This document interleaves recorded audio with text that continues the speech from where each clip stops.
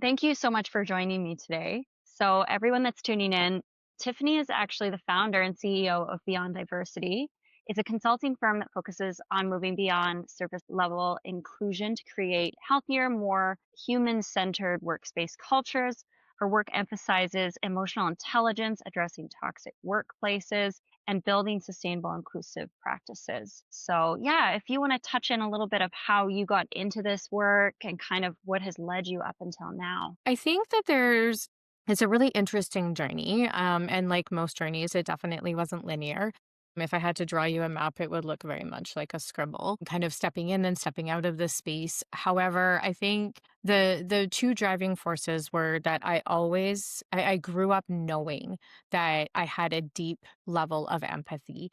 I always cared about others. I always worked towards caring for others. However, I also knew that I couldn't go into traditional care roles like doctors and, that type of thing. It wasn't what was aligned. So I made an error in my career path and I chased money for a while. And I ended up working in the trades and in kind of male dominated areas. And I started to lose myself. And it happened over time, but I kinda had this realization one day, when it was actually really interesting because I was listening to the song, and it was a song that, had been introduced to me at work, and I was on my days off, and I was like, "I don't even like this song." And it started something in the back of my head kinda rolling around, like, "Who am I?" And it's been a journey. It's been a very long journey. Part of that journey was a diagnosis of PTSD from working in a toxic environment. It's something I never thought was even possible. I was like, I'm not a frontline responder. I don't, have to harm people, don't see dead bodies, all of these things that traditionally we line up with PTSD were not part of my world. However, I have learned that all of the things that I had experienced in that toxic culture all added up over, kind of a decade and a half to create the environment for PTSD. So that I would say was the absolute catapult for me working in this space because once I recovered from PTSD, I no longer was able to accept that there was workplaces out there that put people on their kitchen floors. So that wasn't okay to me. People are going to work, they're trying to do their very best. They're using their skills and their experience, to make a living, to care for their loved ones, their families, to have a life that they want. And, this act of doing this is causing harm, and it never made any sense. So I doubled down on working in this space. When did it kind of shift for you in bringing humanity back into business and creating beyond diversity? Yeah, and I don't think that there was a single moment. When I was coming out of recovery, when I hit my kitchen floor originally, I remember thinking, like, I'm alone. And very quickly after that, thinking, I'm actually not alone. This just isn't something that we talk about. So I was like, why is my mental health being impacted in such a severe way?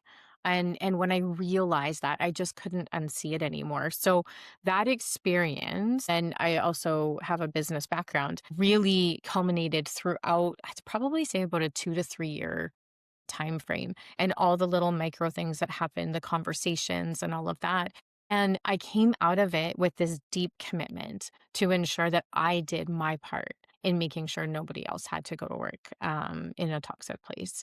So being able to heal enough to share my story, being able to support others that are going through it, being able to help organizations who see that this has happened, and it doesn't happen overnight. So, I mean, we're talking about decades of culture that is, kind of now surfaced to the level that we are today. This wasn't one decision within an organization. It wasn't one leader. It's a very complex beast when we talk about how cultures are built. So redesigning them and reframing them and rebuilding them is equally as complex. So I just kind of dug in and said, this is what I'm going to do. It aligns with all of my values.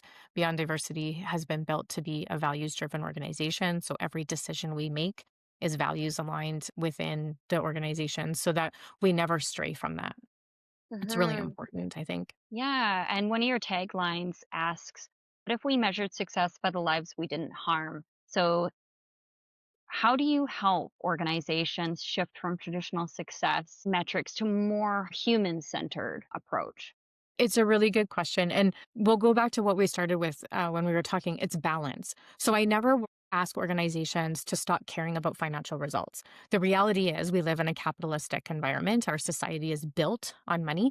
Businesses need to exist so that we have paychecks, so that we can live our lives. So it's never, I want you to dump all those financial KPIs or, the measures of success that you have now. Instead, I want them to expand their definition of success. What does it look like to have successful profits and successful people working within the organization? So working alongside one another, we talk about things like energy. We talk about the cost of not doing the work in culture, because what I remind people is you're going to do the work anyways. You're going to have the costs anyways. You can either have them on the back end, which is in the form of a lack of engagement, grievances, HR reports, turnover. The quiet quitting that had, occurred is still occurring. People are not productive at work. So you are paying the price within organizations, whether you realize it or not, or whether you measure it or not.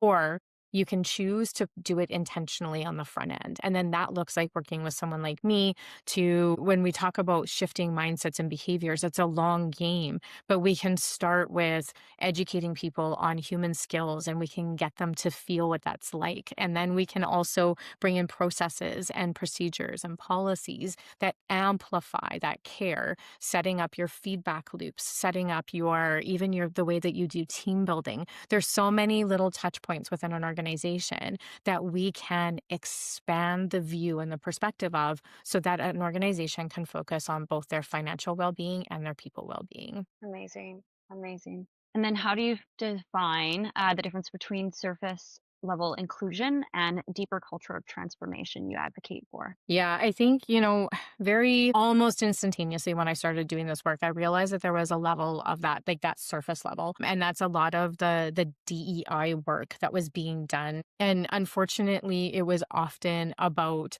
appearances, it was about checkboxes.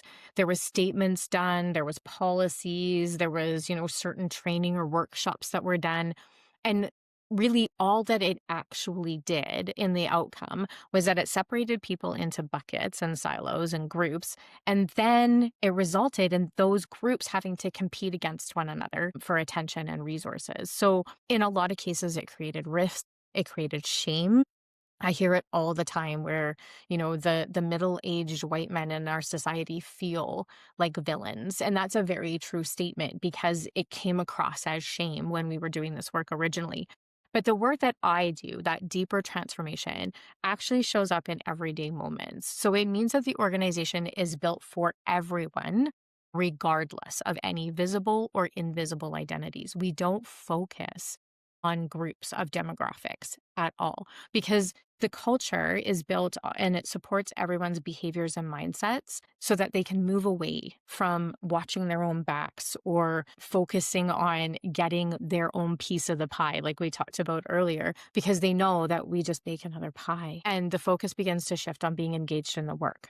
So when if people are still feeling like they have to protect themselves at work, they're not fully engaged. So how do we create environments where people can just come to work and it creates space for them to be innovative? They've got lots of energy, they're working on their tasks instead of worrying about who's getting what piece of the pie or what pie is being baked today. Absolutely. I know many different job and industries and stuff that it's very competitive, but it's almost by design, but it's not sustainable because, when you think about how we're fundamentally made up, we lived in small communities where it like encircle and when we're competing, it's like we're not working beside each other. Don't get me wrong, I'm sure there's like a level of healthy competition that exists, but ultimately, is it like kind of stepping over other people in order to amplify yourself, or is it for the betterment of the organization? And so, Absolutely. Is that kind of that true north vision or that one vision that keeps mhm, everybody aligned in working towards that? And whether that is,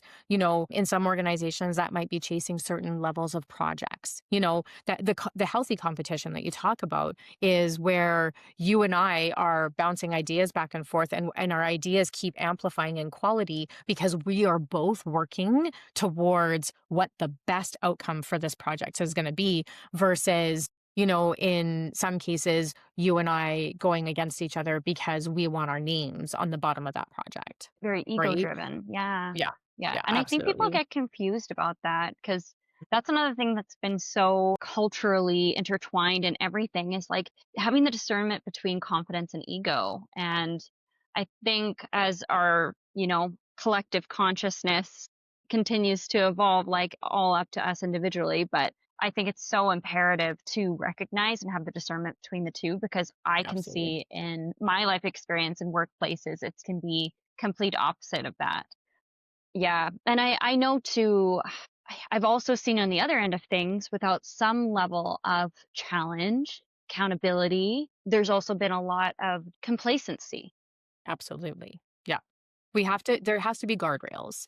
Human beings work best when there is a set of expectations and clear expectations. That's kind of human nature, and those expectations will change industry to industry, job to job, task to task. However, being able to clearly articulate the expectations for how I need to show up is like completely critical to being successful in business, whether we're talking about or financial or just business metrics overall, right? So what are the most common misconceptions organizations have when they first approach you about diversity and inclusive work? Yeah, and I think the misconception is what you actually just said, is that they approach me for diversity and inclusion work. It's about, they believe that they have to create the system that benefits one group at the expense of somebody else. And this seems to be a common thread in our conversation right now. It keeps coming up. But there's this fear that, if we talk about inclusion, if we do anything below surface level, if we start, the conversation about diversity, that someone is going to be losing something over someone else, and that we're only talking about being politically correct and ticking boxes. And that's not the case. I really help to shift that mindset. This work is not about elevating one group over another. It is about removing barriers that make work easier for everyone. So if we think about an example, let's take flexibility. Kind of, it's been enough in the conversation at work that I think it can resonate with a lot of the listeners. Flexible work arrangements in the beginning were often used for caregivers. This is like the historical where it all started. And typically we were talking about women because that was the role they played. So flexible work options were there for women who needed to look after their kids, et cetera, et cetera. But once implemented well, and that's a key, and we can touch on that later, but these systems have to be implemented, organizational wide and done well. But once that's done, everybody benefits. So people that are managing health issues now have flexible options. All parents, not just women, have flexible options. People that are caring for their aging family all have flexible work options. So the idea that we only help one group is actually false. It's about setting up an organization that supports all of their employees to show up through all of life's changes. We all have things that happen in life. So how do we balance the expectations at work? And we can talk about expectations and accountability. Those have to remain, but we can set it up so that we can do that in a very human way. And when we do that, productivity improves, burnout decreases, trust increases across the board. It's not about fixing people. It's not about creating a certain look in a company. It's about fixing the environments that people have to work in and giving them the opportunity to show up as their best selves. Mhm, mhm. And I remember we chatted about this in our last conversation. You brought up so many good points, but we are still in the infancy stages when it comes to and bottom line, our community is really based on our workplace. We spend most of our time at work. So if the internal ecosystem is not healthy, it's not supportive. This is why, in my opinion, I feel like we're having such a problem with job retention. Yeah, absolutely. I think that going back to that point about job retention, we live in a very complex world right now. There is a lot of messy that people are trying to navigate through. And, I think that it was exasperated by COVID. It was sped up by COVID. We have massive innovation. We have massive change. We don't have rules that work anymore. The traditional way that work was implemented in our world is not working for anybody anymore. So We are in a point right now where it's exciting and scary both at the same time. It's that yes and formula because the rules don't work, which means we now have the opportunity to create new rules. But that also means that we're going to mess it up. It also means that we're going to stumble. It also means that we have to admit that we don't know what the tomorrow looks like when it comes to how work and life integrate together. We just know right now that it doesn't work the way that it is for anyone. I mean, we talk about a lot about women being marginalized out of the workplace. It's one of the largest conversations still to this day within organizations. However, let's flip the script. What about men being marginalized out of the home? Because that's equally as important, but you don't hear that conversation as much. Men were told they're not allowed to have feelings. They're human, they have feelings. We need to make space for that, right? So when we talk about building these internal ecosystems within work that still drive most of our lifetimes, it's really important that we allow humans to be humans within those workplaces. And we haven't talked a lot about Mhm. how to be human at work. And that is the biggest thing that I keep, bumping my head against the wall about is I really think it comes down to this fight for our authenticity. We're educated and we're trained for specific roles. And don't get me wrong, I think it's incredibly important to be knowledgeable and, you go in set up for success. But it feels like in some ways you're almost purposely trained to not use your strengths, to almost steer away from your true nature, which is just exhausting and creates even perpetual burnout.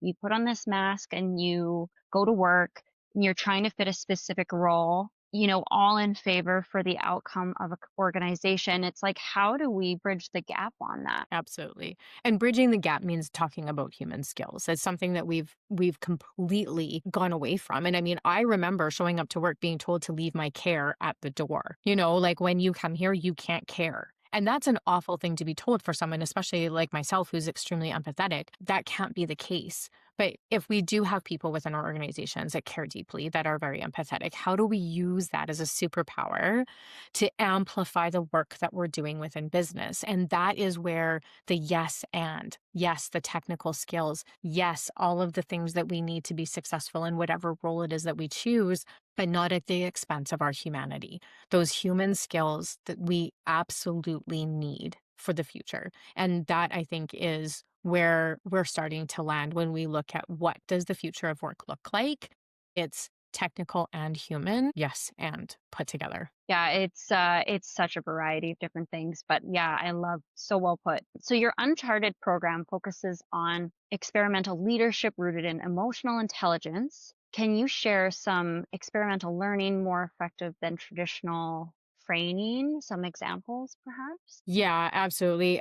Uncharted, I'm super proud of. I can say that now. For a while, I wouldn't say it, but that experiential learning of bringing everybody together is super powerful for a few reasons. So, first, it's designed with emotional intelligence at its core. It's the foundation of everything because we can't do hard things well unless we have a level of self-awareness, of this empathy and the ability to navigate this discomfort. And I think that especially inside these complex systems that we're talking about, without this foundation of emotional intelligence and understanding all of the things that are happening, change rarely sticks because we start reacting on knowledge and data that we don't understand, which is our emotional literacy and intelligence. Second, people don't change their deeply held mindsets and behaviors. And that's exactly what we're talking about when we're talking about internal ecosystems and cultures within companies, just by reading an article or by sitting through a workshop that does a PowerPoint. That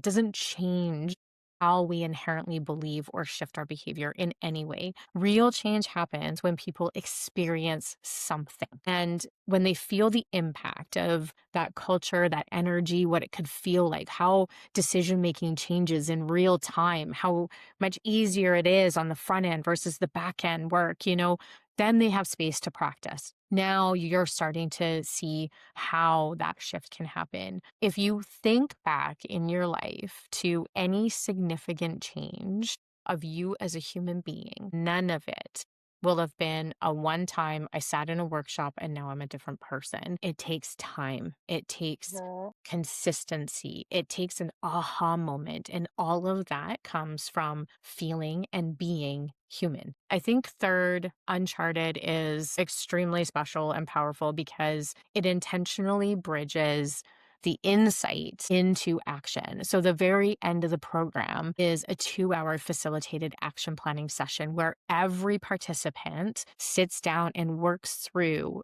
to create a 3 month action plan. So they leave with being able to implement what they specifically have learned because we all learn different things and we're all on different journeys. So their learnings based on their role within the organization, based on what influence they have within the organization, all of that culminates into a 3 month action plan that they actually get to take back to their organizations. They get to practice these things. They get to implement these things. Oh, this worked. Oh, this didn't.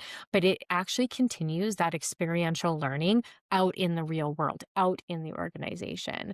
So it's one thing to do it in, kind of a learning environment versus out in the real world. And we give them that ability to do that practice. So I think that, from all sorts of different perspectives, the idea of moving everyone forward at different paces, at different levels, but that idea of individual journeys with shared ownership, shared accountability, and a collective shift within the organization, very, very powerful, especially when they Absolutely. know that the change belongs to them because they've co created it. Yeah, absolutely. With the Industrial Revolution, we were conditioned to sit and listen, and we can only retain about 30%, when it comes to studying. And so for me, I've always been a hands-on person, but Absolutely. yeah, I do think even just based with our current era and our attention span, I feel like that is going to be the way. Yeah. Yeah, we Yeah. definitely have evolved as humans, right? And I mean, like, that's the other gift of working within human skills is that it will continue to shift because humans continue to shift. If we think about go back to the industrial revolution, how did we behave as human beings versus how we behave now? What was the level of our critical thinking then versus now? Like all of that changes and shifts, as we individually go on our own journeys. So I think that, recognizing that, and that's something that, me and the team have already talked about is what is Uncharted 2.0. So I think that the beauty of working in human skills is that you get comfortable with that messy and get comfortable with the evolution of change versus the rigid thoughts of sit, do, listen, that historically we're used to. And that's how I think all the mindset has always been. It's like, well, why would we change it? It's always been this way. Having that adaptive mindset is so crucial because even as we see, we can completely address how different even generations look and see the world. And yeah, and so it's crucial. It's crucial to be insightful about those kind of things and well rounded and adaptive. And so it's very interesting, something that's been on my mind as well of where we are currently. So, being established in Alberta, when you work in industries like oil and energy and construction, and very male dominated industries, are there any unique challenges that you encounter? And how do you like to go forward in addressing them? I think the uniqueness for me, it's actually really interesting because there's probably a lot of answers that people are expecting me to say right now. But the one thing that I see over and over again in these industries is a real cultural divide between the corporate environments and the operations or frontline environments. And I bring that up because I've seen, noticed, witnessed, been involved in so many instances where our frontline, especially those that are in our trades groups, are treated like tools to get a job done. They're resources. Like when we talk about lack of humanity in the workplace, it shines so brightly in this space and it is heartbreaking because they're being viewed as an object as opposed to a human. And then when in the same organization, you move from, kind of field work into office work, and all of a sudden these people are human, but these ones aren't. And it's really interesting to me. We talk about complex systems, but it's deeply problematic because our tradespeople, especially here in Alberta, are among the best in the country. And I would argue among the best in the world. So, of course, they are professionals. They carry immense responsibility. They have pride in their work. They deserve to be seen and treated as remarkable human beings, but not just for what they produce, but and what they contribute. So I think that many leaders in these industries genuinely care about their people. And we talk about a shift. And this is, maybe one that can be very easily demonstrated is that historically in the trades and in these male dominated areas, there was a lack of care shown for people. And Hmm. now we're starting to see leaders who genuinely care about their teams, but they've been taught that leadership means toughness. It means pushing through and not slowing down and, kind of grinding it out. So we have these leaders who were promoted because they were excellent at their craft, not because they were great with people or had leadership skills. They're often unsupported. And then all of a sudden you've got this conflict of what they're supposed to be doing. And, authentically, like let's talk about that crisis of authenticity. When they show up, they care about these people that they're leading, but they're told not to still. So what does that look like? And now all of a sudden they're Hmm. also being treated differently because now they're a leader and they're in the corporate space versus, that front lines.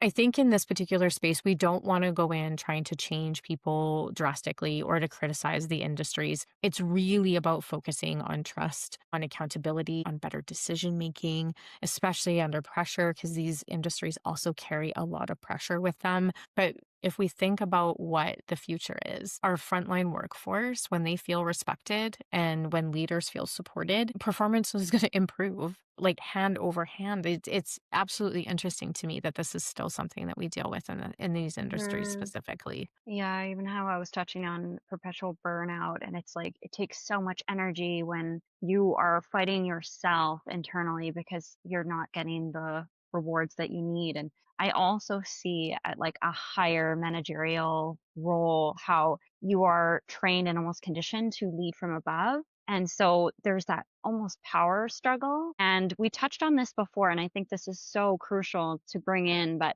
I remember having a conversation with someone that was having a lot of problems in regards to just managing the team. And I think there's such a crucial need. And I know that, if you are someone that's a business owner or, you own a company and you've already hired, let's say 20 to 50, maybe 100 people, and you haven't sat them down and said, how do you like to be rewarded?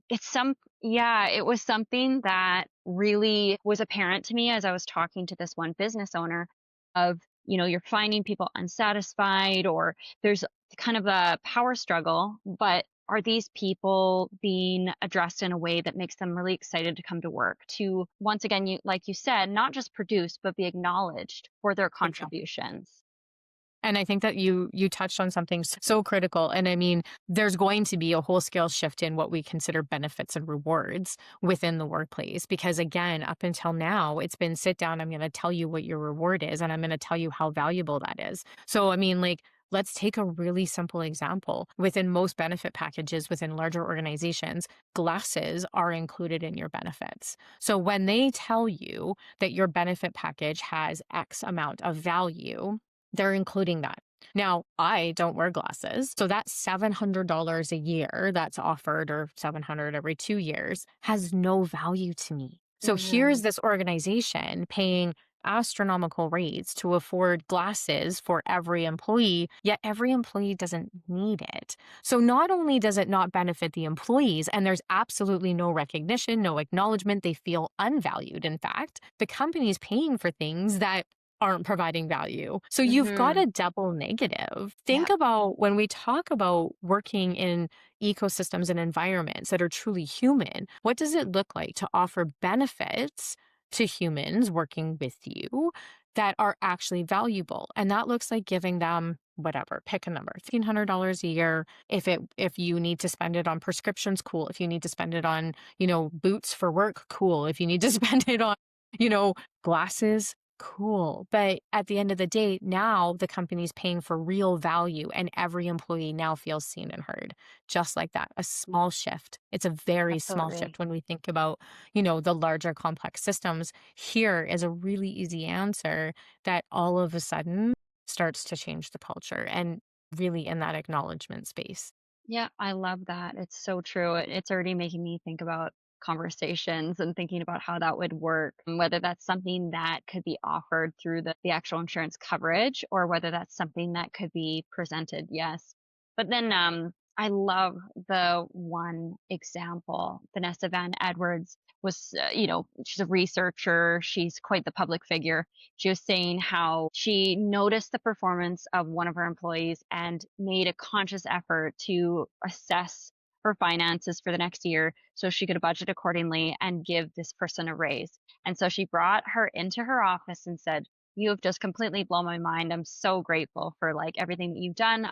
Here's your raise." And she was like, "Uh-huh, thank you." And Vanessa, she was quite shocked that she didn't give her the response that she expected. But then she started to realize that some people just want an extra day off. Some people want, yeah, some people want perhaps like a gift basket, thank you. Some people want, extra vacation time. Some people want, it really depends. And so, what kind of questions perhaps do we need to ask to ensure that each individual, each employee feels seen and heard and appreciated and rewarded the way that they need to be? Absolutely. And that can happen. We all onboard our employees. There's some level of onboarding, whether it's informal or formal. Whenever an employee joins an organization, there's a level of onboarding. And that is the perfect spot for conversations just like that. You can capture so much information. Now, that being said, we also want to revisit it because there's different seasons in people's lives. So, I mean, if I think about my own, kind of decade and a half journey with the one organization, I mean, when I first started, I was trying to buy a house on my own. There were so many things I was trying to do. So money was a little bit of a driver. It wasn't the ultimate driver, but it definitely was part of the conversation.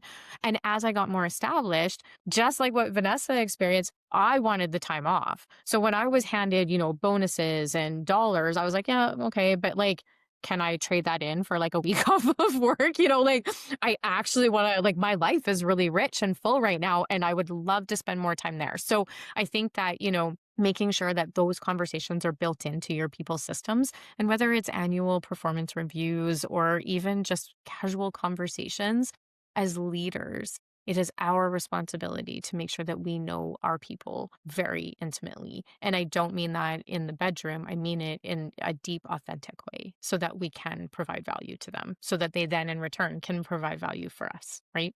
It's that circle you talked about at the very beginning, right? We work in circle, we don't work linear. It's interesting. I won't go too much into it, but I had a recent conversation in regards to kind of what would lead me into a higher level in a specific role I was offered, a position that I was offered.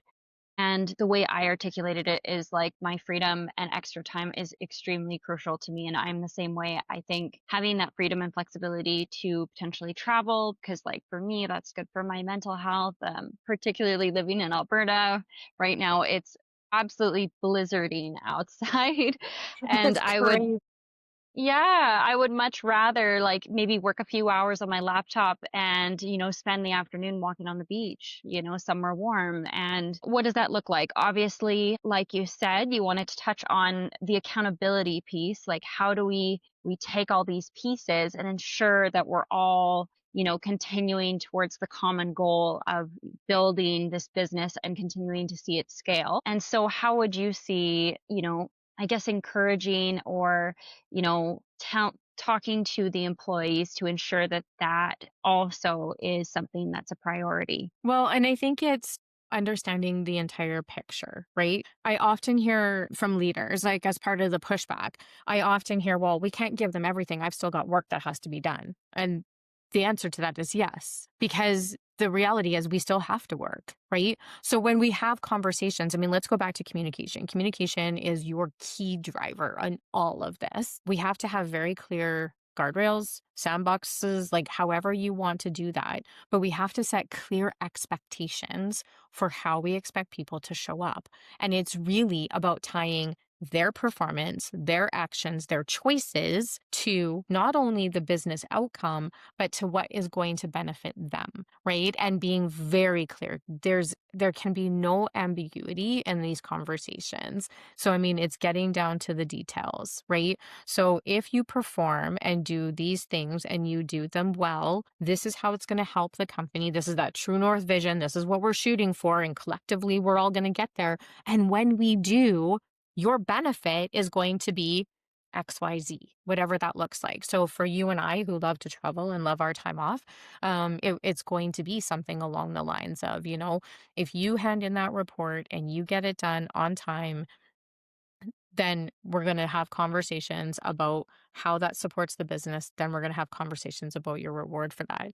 And I think that, by getting clear. And is it more work? Yes. And I can already see the leaders just kind of, because it is more work, because we have to have more of these conversations and they have to be tied to business performance Hmm. on a more regular basis. We can't leave Yes, this to a semi-annual or annual conversation. For the most part, there are certain rules that we could. However, we need to be very clear about certain actions, and that's going to take some upfront work. But remember, when we talked earlier, I said you're going to have to do the work anyways. It's either going to be on the back end or it's going to be on the front end.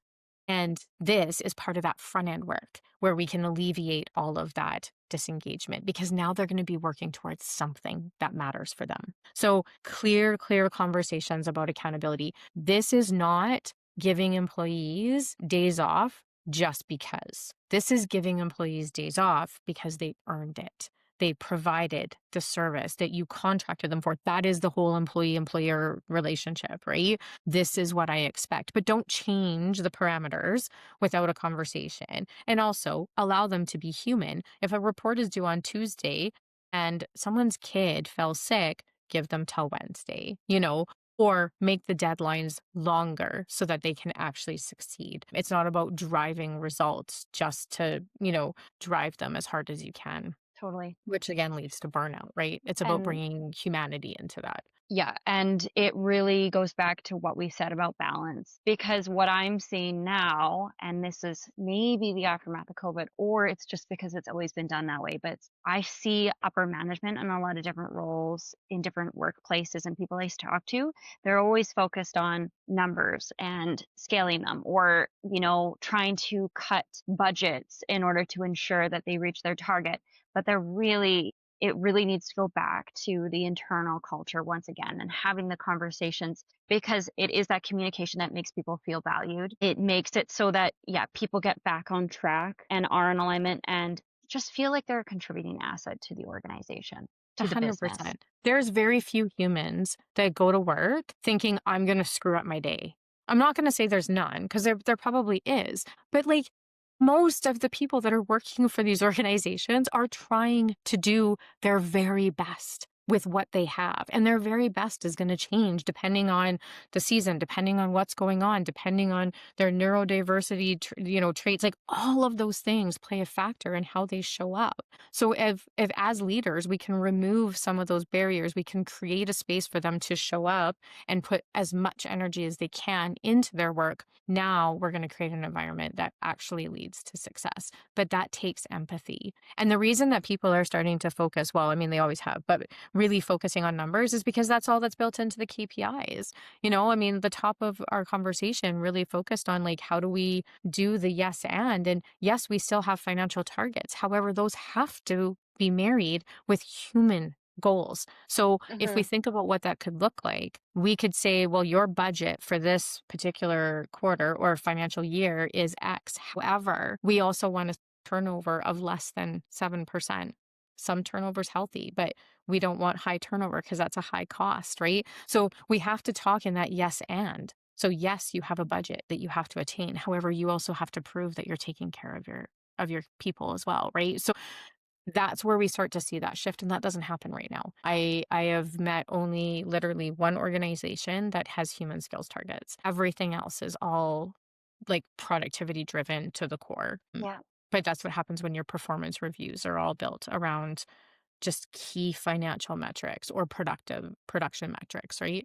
You need to be 90% productive. But if you have 6 cases of burnout and you've got people on leave, what does it mean? And this is the conversation we're not having right now. 90% production and, less than 1% of your people are on leave. However you want to phrase it, but it's the yes and conversation, Yeah. And financial I and human. and I noticed too that kind of the token phrase is, well, someone else will take your job. There's a lineup out the door that people Mhm. want your position. And so Yep. that once again takes away from that very like human centered approach.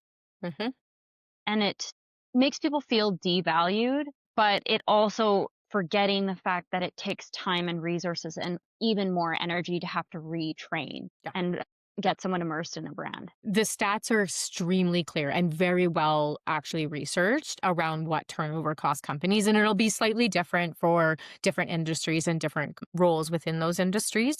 But like the minimum that research says is 1.5 times that person's salary to replace them. That's the very minimum. So if you actually kept them and retained them, it would cost you 1 times their salary. Because you didn't do that, now it's going to cost you 1.5 times. And I've seen the numbers depending on the roles and a lot of frontline roles.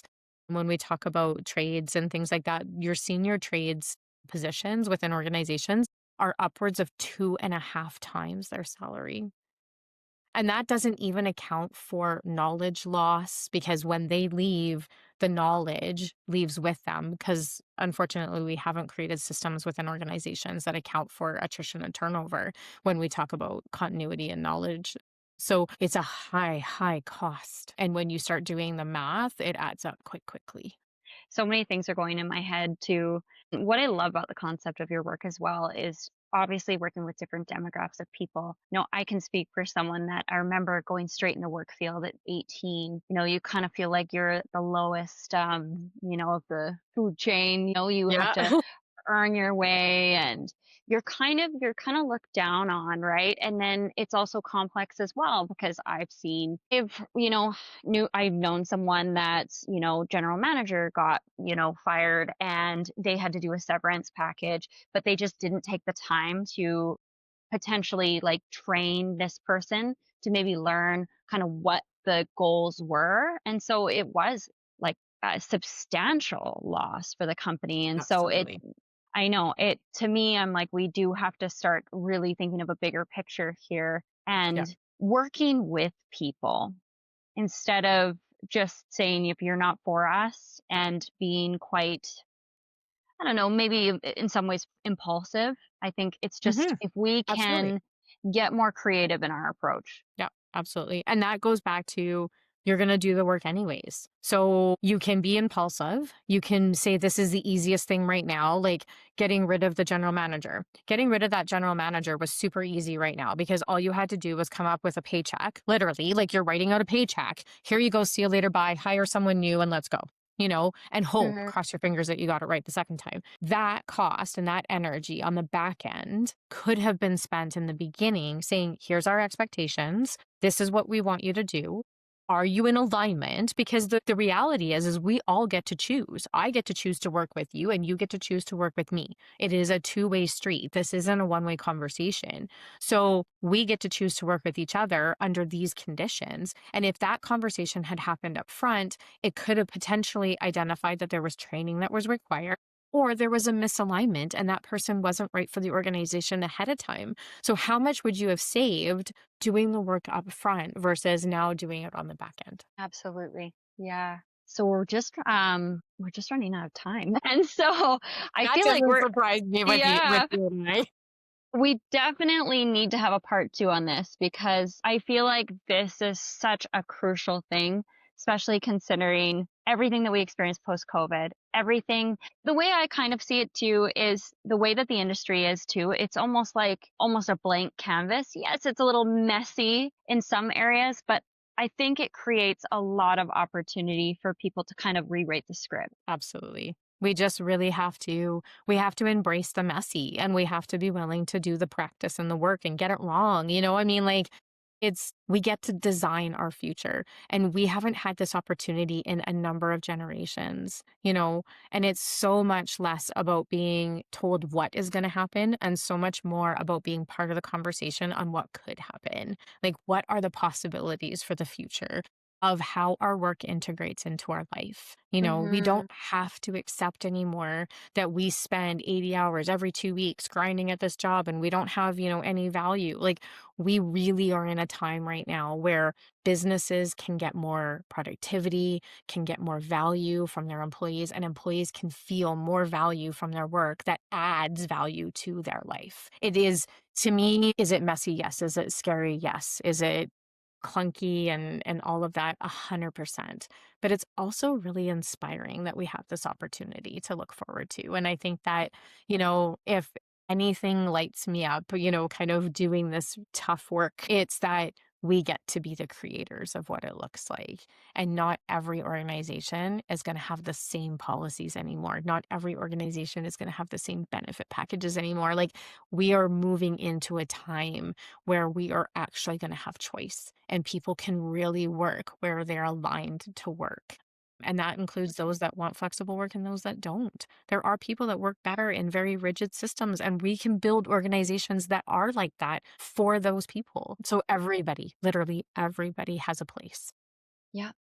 Yeah, and on a final note, I just keep thinking too, it's some people I think when they run a corporation, a business, I think perhaps they have the mentality of like people only work there for a season, the high producers, the ones that, are going to just completely sacrifice themselves. But rather than having the approach of like, you're building an army and that army is going to follow you until the very end. And for me, I always picture it as I would rather have someone work for me for 20 years or more as opposed to 5 and, the turnover continues. It's like when people are not just living or working coming from like a human-centered approach, it really comes from a heart-centered approach. You want to bring on good-hearted people that are genuine, authentic, that truly care because they have an emotional investment in the people and in the work that they're doing. Yeah, absolutely. And I think, even to add more onto that is making space for all of the different perspectives along that continuum that you actually just brought up, right? So those that care more about money will have a place. Those that care more about people will have a place. Those that care more about this. And when we talk about a 20-year lifespan working within an organization, it's that organization making space for all of the seasons within that 20 years. The season of someone choosing to have a family or not choosing to have a family, the season of personal growth versus, kind of like internal work, the season of travel or not travel. Like, there's so many things. If we think about any point in time in our lives, we have evolved and we've shifted. And if an organization can make space for people to go on those journeys while still being productive within an organization, you've really, really hit a sweet spot when it comes to business right there. The newer generations are looking for a completely different environment than some of the older generations. So how do we make space for both of those within an organization? We've talked about it's complex. There's Yeah. definitely no one solution. Yeah, and I would love to do a part 2 on this, and we can kind of dive deeper on the topic. So, thank you so much for your time today. Thank you so much for having me today. It's been a pleasure as always. Having discussions with you is always just a bright spot in my day. So thank you. Yeah, thank you.